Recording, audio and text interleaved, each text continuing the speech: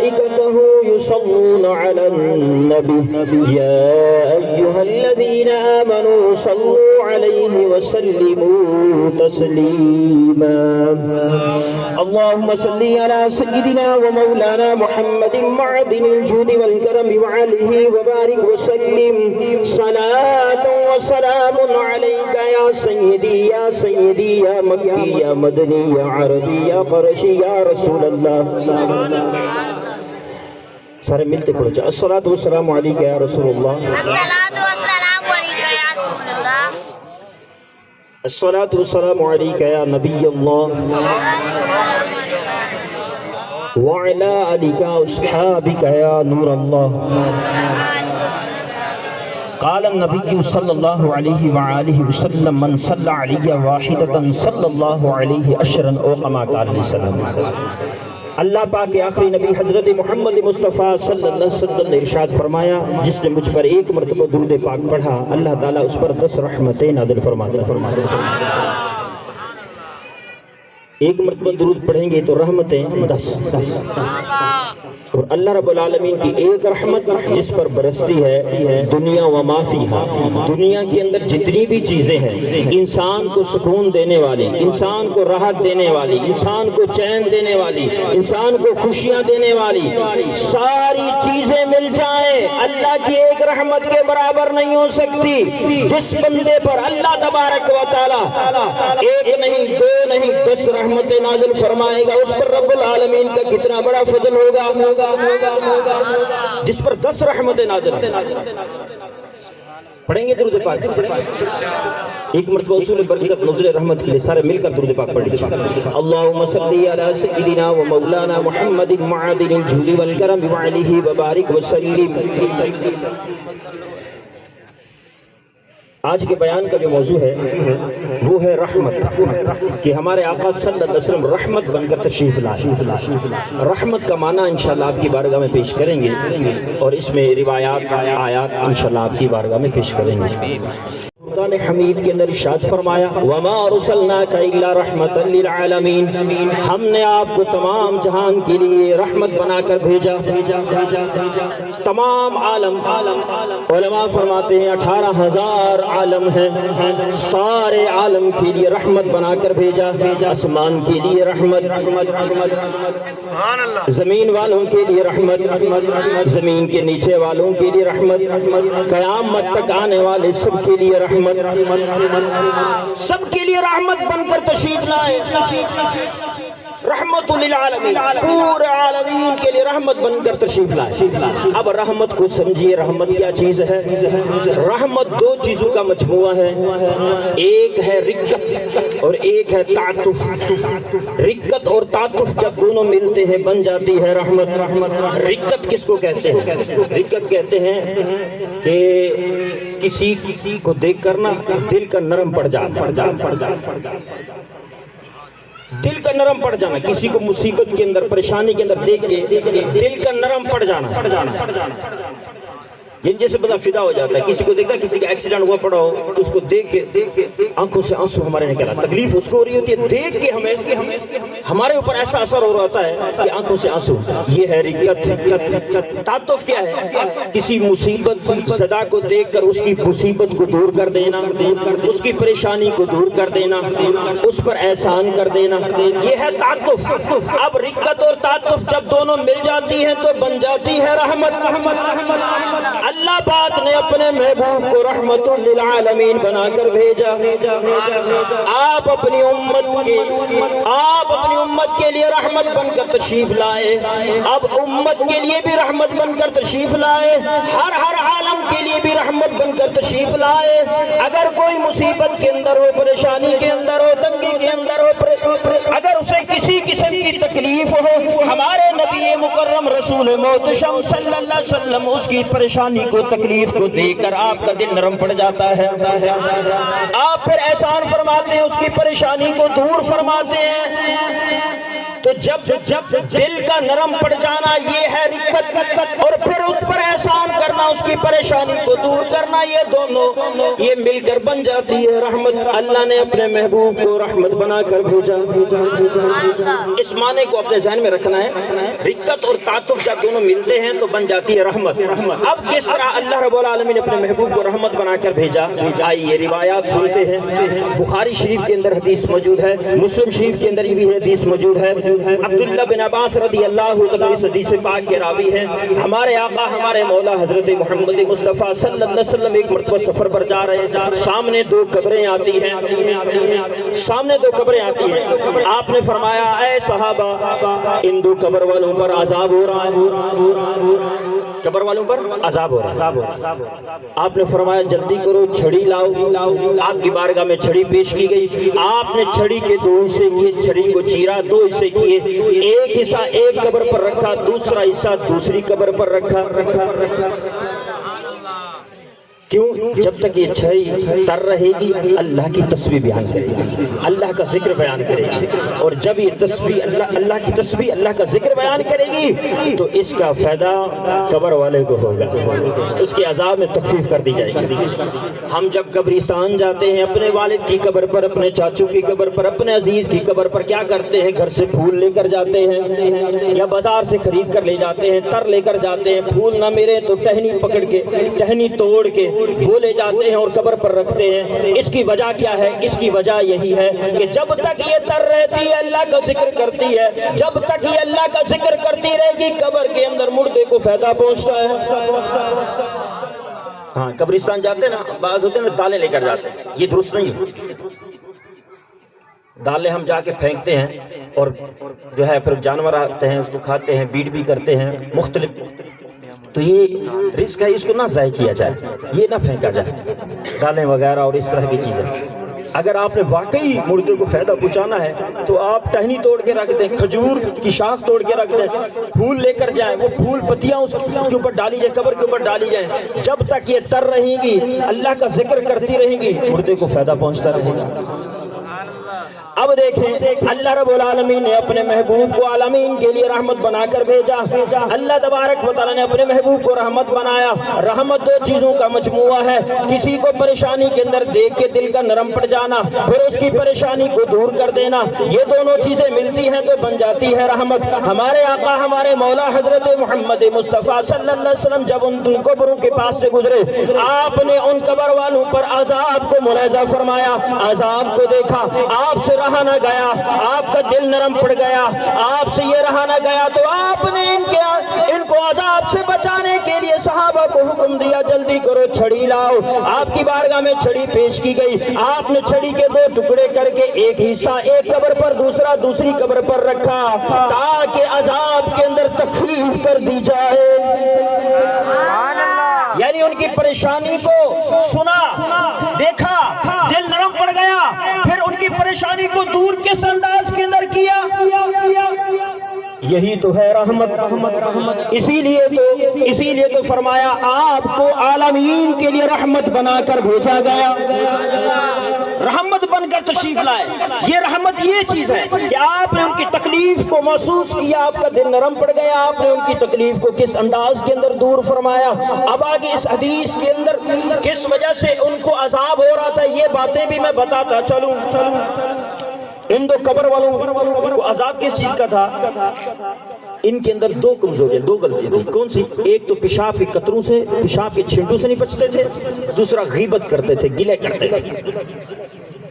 پیشاب کے قطروں سے اپنے آپ کو نہیں بچاتے تھے، ایک دوسرے کے بڑے گلے کیا کرتے تھے۔ ان دونوں چیزوں کی وجہ سے ان قبر والوں پر عذاب ہو رہا تھا۔ پتا چلا کہ پیشاب کے چھینٹوں سے اپنے آپ کو نہ بچانا، ایک دوسرے کے گلے کرنا، یہ کتنا بڑا عذاب ہے، قبر کے اندر اس کو عذاب دیا جائے گا۔ ہم محفل میلاد میں آنے کی برکت سے نیت کرتے ہیں آج کے بعد ہم پیشاب کے چھینٹوں سے بھی بچیں گے، کسی کے گلے نہیں کریں گے، کسی کے بھی گلے نہیں کریں گے، ہر کسی کا معاملہ اس کے ساتھ ہے، اس نے خود ہی حساب دینا ہے۔ ہم کیوں کسی کے گلے کر کے اپنی آخرت کو دو پہ لگائیں؟ اب پھر دیکھیں میرے نبی کریم صلی اللہ علیہ وسلم کس طرح رحمت بن کر آئے، رحمت بھی بن کر آئے، ساتھ میں دیکھ نبی کو زمین کے نیچے والوں کے حال کا بھی پتا ہے، ورنہ علم جو ہوتا ہے یہ غیب ہے، اسی لیے کہتے ہیں ہمارے نبی کو غیب کا علم ہے، یہ غیب ہے، زمین کے اندر والے معاملات سے باخبر ہونا یہی تو غیب ہے۔ علم جو ہوتا ہے وہ 5 چیزوں سے حاصل ہوتا ہے، یا تو دیکھنے سے علم حاصل ہوتا ہے، یا تو چھونے سے علم حاصل ہوتا ہے، یا سونگنے سے علم حاصل ہوتا ہے، یا سننے سے علم حاصل ہوتا ہے، یا سونگنے سے علم حاصل ہوتا ہے۔ یہ 5 ذرائع ہیں جس سے کسی چیز کے بارے میں علم ہوتا ہے۔ ان 5 ذرائع کے بعد جو چیز ہوتی ہے وہ غائب ہوتی ہے۔ اب قبر کے نیچے والے، مٹی کے نیچے والوں کے احوال سے باخبر ہونا، ان 5 ذرائع میں سے کوئی بھی ذرائع نہیں پایا جا رہا، تو اس وجہ سے کہتے ہیں ہمارے نبی غیب کا علم جانتے ہیں۔ غیب کا علم بھی ہمارے نبی مکرم رسول محتشم صلی اللہ علیہ وسلم جانتے ہیں۔ ہمارے آقا و ہمارے مولا حضرت محمد مصطفیٰ صلی اللہ علیہ وسلم سارے عالم کے لیے رحمت بن کر تشریف لائے۔ اللہ تبارک و تعالیٰ نے اپنے محبوب کے بارے میں کس انداز کے اندر بیان فرمایا، لَقَدْ جَاءَكُمْ رَسُولٌ مِّنْ أَنفُسِكُمْ عَزِيزٌ عَلَيْهِ مَا عَنِتُّمْ حَرِيصٌ عَلَيْكُمْ بِالْمُؤْمِنِينَ رَءُوفٌ رَحِيمٌ۔ بے شک تمہارے پاس تم میں سے ایسے رسول آئے کہ تمہارا مشکل میں پڑنا، مصیبت کے اندر پڑنا ان پر گراں گزرتا ہے، وہ مومنین پر کمال مہربان ہے۔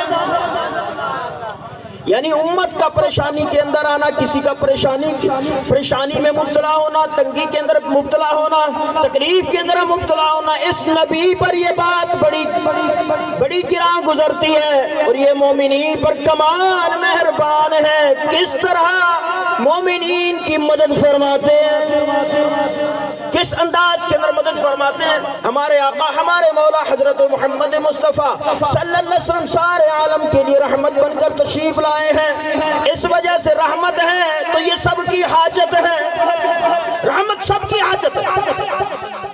اور یاد رہے رحمت پہلے ہوتی ہے، محتاجی بعد میں ہوتی ہے، پہلے رحمت ہے پھر محتاجی ہے۔ اس وجہ سے ہم کہتے ہیں ہمارے نبی مکرم رسول محتشم اصل ہے، دنیا فرع ہے۔ ہمارے آقا صلی اللہ علیہ وسلم اصل یہ دنیا فرع ہے۔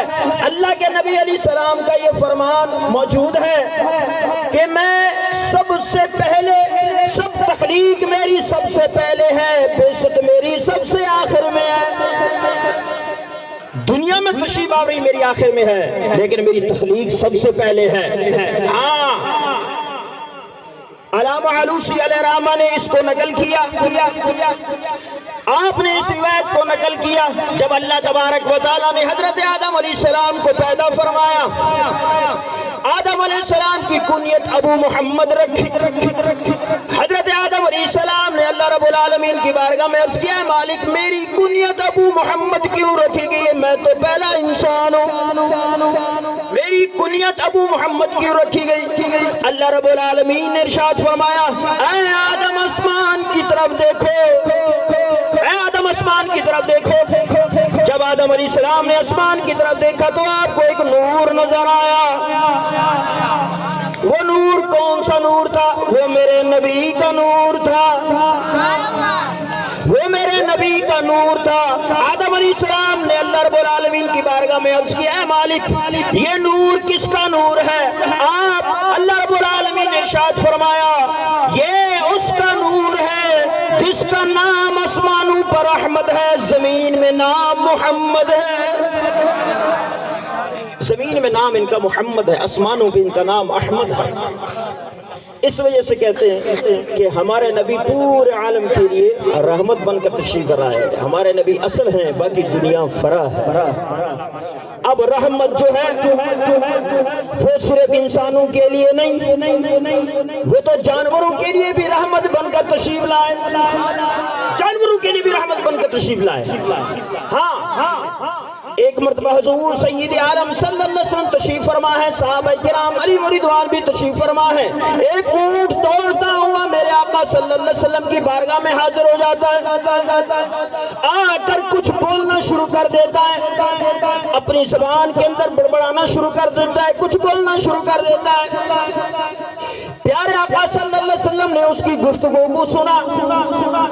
صحابہ کرام علیہ رضوان نے عرض کی یا رسول اللہ یہ اونٹ کیا کہہ رہا ہے، یہ اونٹ کیا کہہ رہا ہے؟ آپ علیہ السلام نے فرمایا یہ اونٹ اپنے مالک کی شکایت لگانے آیا ہے کہ اس کا مالک اس کو چارہ کم ڈالتا ہے، بوجھ زیادہ ڈالتا ہے، بوجھ زیادہ لادتا ہے، چارہ کم ڈالتا ہے، اس وجہ سے یہ شکایت کرنے آیا ہے۔ وہ اونٹ ایک منافق شخص کا تھا جو اونٹ کو تکلیف دیا کرتا تھا، لاتا بہت زیادہ تھا، لوڈ بہت زیادہ ڈالتا تھا اور خوراک کم دیتا تھا۔ میرے آقا صلی اللہ علیہ وسلم کی بارگاہ کے اندر جب وہ اونٹ حاضر ہوا، آپ علیہ السلام نے جب اس کی فریاد کو سنا، آپ کا دل نرم ہو گیا۔ اسی اسنا وہ منافق آ گیا، کہنے لگا یہ اونٹ تو میرا ہے، میرے حوالے کرو۔ آپ نے فرمایا بتا اونٹ کی قیمت کیا ہے، اونٹ کے کتنے پیسے ہیں؟ آپ نے 100 درہم میں وہ اونٹ اس منافق سے خریدا، خرید کر اونٹ کو آزاد کر دیا، اونٹ کی مشکل کشائی کی، اونٹ کی پریشانی کو دور کیا۔ اب جب اونٹ جانے لگا تو کچھ بڑبڑانے لگا، کچھ کہنے لگا۔ صحابہ کرام علیہ رضوان کو محسوس ہوا کہ اونٹ کچھ کہہ رہا ہے، اور پھر صحابہ کرام علیہ رضوان فرماتے ہم نے سنا حضور علیہ السلام نے فرمایا آمین آمین آمین، 3 مرتبہ آمین فرمایا۔ صحابہ کرام علیہ رضوان نے حضور سید عالم صلی اللہ علیہ وسلم کی بارگاہ کے اندر عرض کی اے اللہ کے آخری نبی یہ تو بتائیے یہ اونٹ آپ کو کیا کہہ رہا تھا اور آپ آمین فرما رہے ہیں؟ آپ علیہ السلام نے فرمایا یہ اونٹ جب اس کی مشکل دور ہو گئی، اس کی پریشانی دور ہو گئی، یہ مجھے کہہ رہا تھا کہ اللہ تبارک و تعالی آپ کو جزا دے اسلام اور قرآن کی وجہ سے۔ آپ فرماتے میں نے کہا آمین، پھر دوسری مرتبہ کہنے لگا اللہ تبارک و تعالی آپ کی امت کو قیامت والے دن خوف سے محفوظ فرمائے۔ فرمایا میں نے کہا آمین، تیسری مرتبہ کہنے لگا کہ اللہ تبارک و تعالی آپ کی امت کو دشمنوں سے محفوظ فرمائے۔ میں نے کہا آمین، چوتھی مرتبہ وہ کہنے لگا کہ اللہ تبارک و تعالی آپ کی امت کو آپس کی قتل و غارت، آپس کی لڑائی سے محفوظ رکھے۔ اس پر آپ علیہ السلام خاموش ہو گئے۔ آپ نے فرمایا نہیں، اس بارے میں نے یہ ساری باتیں رب العالمین کی بارگاہ کے اندر التجا کی، عرض کی، اللہ تبارک و تعالی نے تینوں باتیں میری قبول فرمائی، لیکن جو چوتھی بات ہے آپس کے لگڑے، آپس کے جھگڑے، آپس کی لڑائیاں، ان کے بارے میں اللہ رب العالمین نے جبریل امین کو بھیجا۔ جبریل امین نے اللہ کا پیغام سنایا۔ کیا پیغام تھا؟ فرمایا اے اللہ کے آخری نبی آپ کی امت کی تلوار فضا میں ہوگی، ہر وقت لڑائی جھگڑے، کبھی بھائی کے ساتھ، کبھی چاچو کے ساتھ، کبھی ماموں کے ساتھ، کبھی کس کے ساتھ، ہر وقت لڑائی جھگڑا ان کا قائم رہے گا۔ اس وجہ سے تو ہر وقت ٹھنی رہتی نا، دور والوں سے کم اپنوں سے زیادہ، دور والوں سے کم اپنوں سے زیادہ، کبھی چاچے کے ساتھ نہیں بنتی، کبھی مامے کے ساتھ نہیں بنتی، کبھی پھپھو کے ساتھ نہیں بنتی، کبھی ہمسائے کے ساتھ نہیں بنتی۔ یہ کیفیت ہوتی ہے ہماری علمان والا۔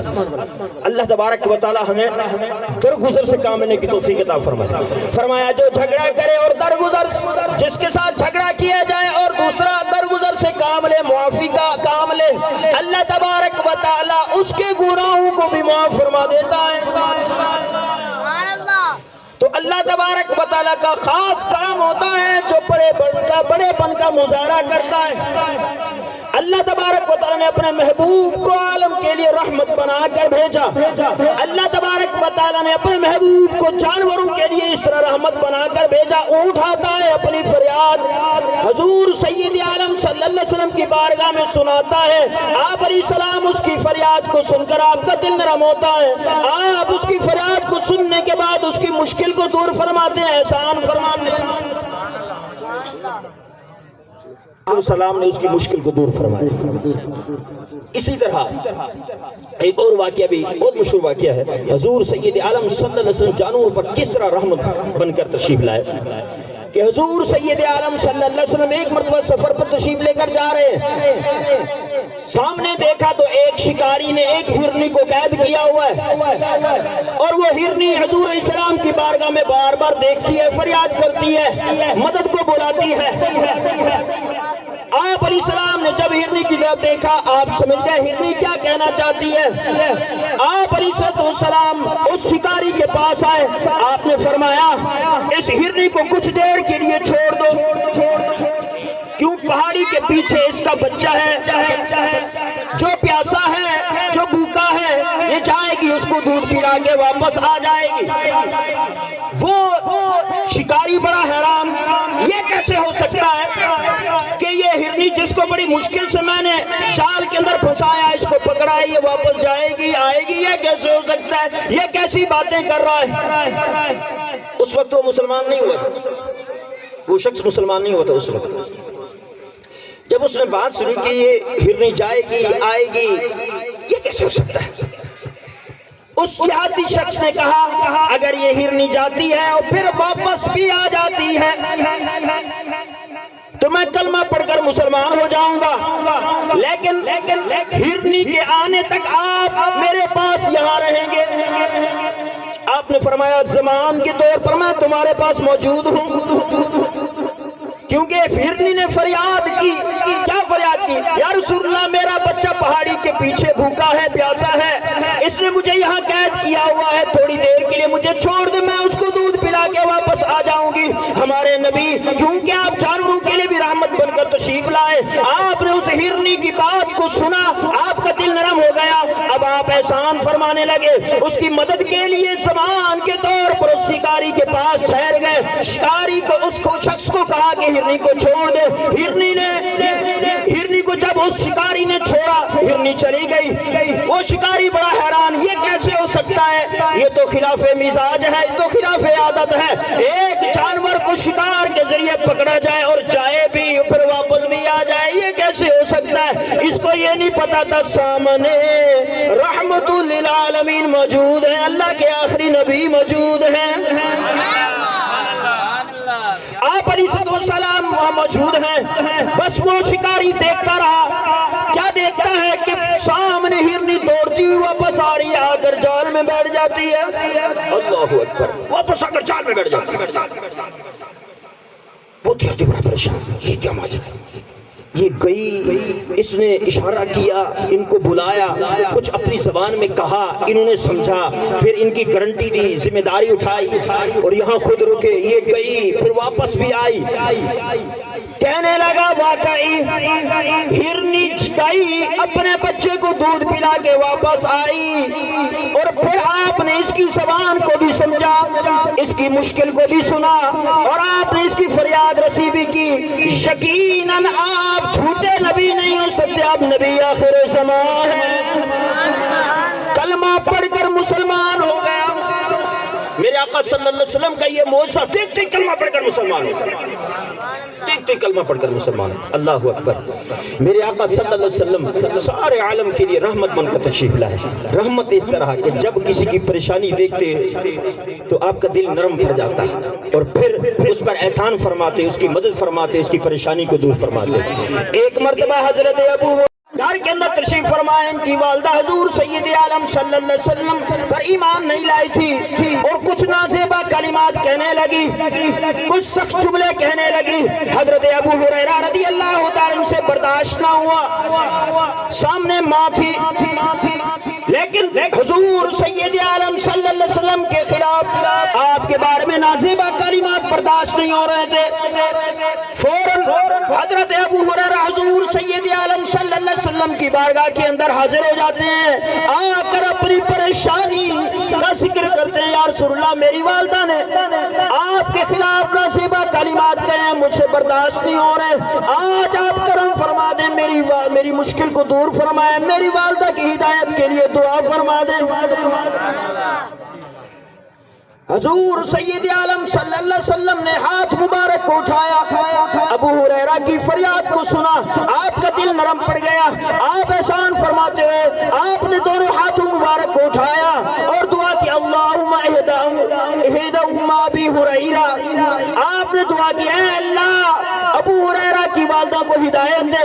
روایت میں آتا ہے کہ جب یہ دعا کے لیے حضور سید عالم صلی اللہ علیہ وسلم نے ہاتھ اٹھائے، ابو ہریرہ فوراً گھر کی طرف دوڑ پڑے، فوراً گھر کی طرف دوڑ پڑے۔ راستے میں کسی نے پوچھا اے ابو ہریرہ کہاں جا رہے ہو؟ کہنے لگے اتنی تیزی بھاگ رہے ہو، کہاں جا رہے ہو؟ ابو ہریرہ رضی اللہ تعالیٰ عنہ فرماتے ہیں آج حضور سید عالم صلی اللہ علیہ وسلم نے میری والدہ کی ہدایت کے لیے دعا کے لیے ہاتھ اٹھا دیے ہیں، میں یہ دیکھنا چاہ رہا ہوں کہ میں گھر پہلے پہنچتا ہوں یا مصطفیٰ کریم کی دعا پہلے پہنچتی ہے۔ جب یہ دروازے پر پہنچے، دروازے سے یوں پانی آ رہا تھا نیچے سے نالی والا کہ اس طرح جیسے کوئی تازہ غسل کیا ہو کسی نے اور پانی بہ رہا ہو، یوں محسوس ہو رہا تھا۔ دروازہ کھٹکھٹایا، اندر داخل ہوئے اور دیکھا تو ایسے جیسے والدہ نے تازہ غسل کیا ہوا، اور دیکھتے ہی کلمہ شہادت پڑھنے لگی۔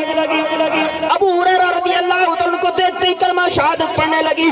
پوچھا، ابو ہریرہ نے عرض کی اے میری والدہ، کچھ دیر پہلے تو آپ نازیبہ کلمات کہہ رہی تھی، اب آپ کلمہ پڑھ رہی ہیں، یہ کیا ماجرا ہے؟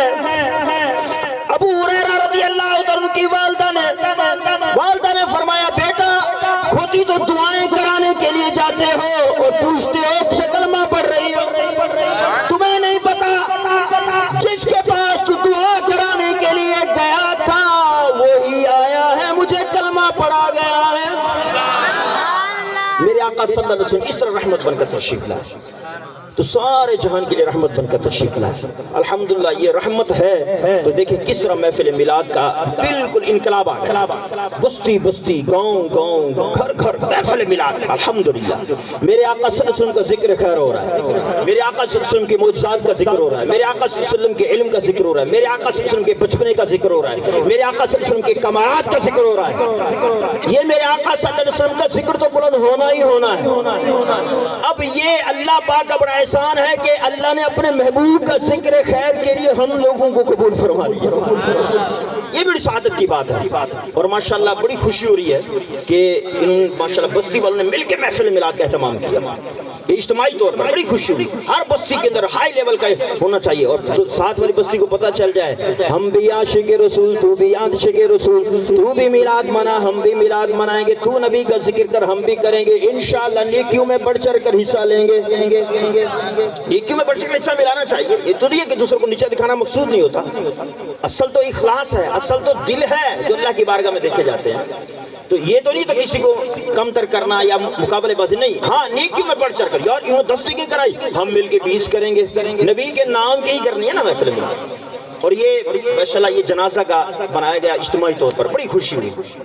یہ بھی ہر بستی کے اندر ہونا چاہیے جنازہ کا، اور جنہوں نے زمین دی اور جنہوں نے اس کے اندر حصہ ملایا اور بناوٹ کے اندر اس کے بنانے میں، ہر جمعرات کو جو گبانگ فضان مدینہ میں مغرب سے عشاء ہوتا ہے، ہر جمعرات کو محفل تلاوت، نعت، بیان، ذکر، دعا کا سلسلہ ہوتا ہے۔ آپ سب کو دعوت ہے، آپ سب تشریف لائیں، اس اجتماع پاک میں ضرور شرکت کیا کریں۔ اور اسی طرح دعوت اسلامی کے ہر جمعے کو 3 دن کے مدنی قافلے سفر کرتے ہیں، مدنی قافلوں میں سفر کریں، انشاءاللہ بہت کچھ سیکھنے کو ملے گا۔ اور مدنی چینل دیکھا کریں، یقین مانے مدنی چینل آپ کو 100% اسلامک چینل، نہ کوئی اس میں عورت ہوگی، نہ کوئی جو ہے فحشہ عورتوں کی تصویریں ہوں گی، نہ ایڈورٹائز ہوگی، نہ کوئی مشہوری ہوگی، کوئی اس طرح کی لغویات نہیں ہوگی، صرف نعتیں، بیان، ذکر، مناجات، منقبت بنی جا رہی ہوگی، دیکھتے ہی دل کو سکون مل جائے۔ اور پھر جو دعوت اسلامی نے بچوں کا مدنی چینل نکالا، غلام رسول کے مدنی پھول، کیا بات کیا بات، کیسی پیاری تربیت ہوتی ہے بچوں کی، چھوٹے چھوٹے بچے اس کے اندر کارٹون کی شکل کے اندر غوث پاک کی شان بیان کر رہے ہوتے ہیں، ہمارے نبی کی شان بیان کر رہے ہوتے ہیں، صحابہ کی شان بیان کر رہے ہوتے ہیں، وہی باتیں ہمارے بچے سن سن کے پھر ایک دوسرے کو کہہ رہے ہوتے ہیں۔ ہاں کیونکہ اس کا بڑا اثر ہوتا ہے. ورنہ پہلے کیا ہوتا تھا, ہمارے بچے کہتے رام گیتا سیتا پتہ نہیں کیا کیا, ہندوؤں کے بتوں کے نام ہمارے بچوں کو آتے تھے. حالانکہ ہمارے بچے انڈیا تو نہیں گئے, گئے کسی کے بچے انڈیا کہیں نہیں گئے بھائی, ہم نہیں گئے تو وہ کیسے گئے ہوں؟ تو پھر ان کو ہندوؤں کے بتوں کے نام کیسے یاد ہو گئے؟ یہ کارٹون دیکھتے, یہ ٹی ویاں دیکھتے تھے, کارٹونوں کی وجہ سے ہوئے. ہمارے بچے کارٹون دیکھنے کی وجہ سے بگڑے.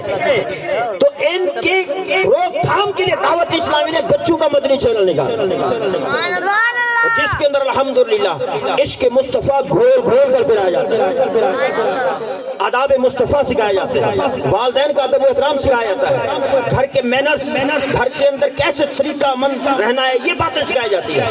انشاءاللہ یہ بچے دیکھتے ہیں خود بخود مرحبا یا مصطفیٰ کے نعرے لگاتے ہیں. ہمارے بچے کہہ رہے تھے ہر صحابی نبی, ہر صحابی نبی,